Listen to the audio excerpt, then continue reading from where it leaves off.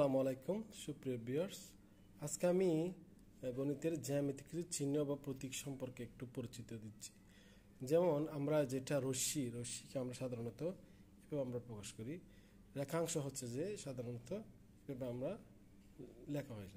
রেখা হচ্ছে যে এই যে যেটা দুইটা প্রান্তবিন্দু থাকবে, হ্যাঁ। তারপর লম্ব, এটা হচ্ছে যে লম্ব চিহ্ন।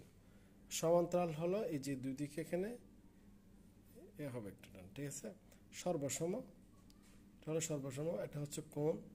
তারপর হচ্ছে যে এই চিহ্নটা হচ্ছে বৃহত্তর চিহ্ন, আর এটা হলো ক্ষুদ্রতর যে চিহ্ন। বৃহত্তর বা সমান বললে এখানে একটা এখানে টান হবে এটা, ঠিক আছে। তা ক্ষুদ্রতর বা সমান হলো চিহ্ন হলো এটা।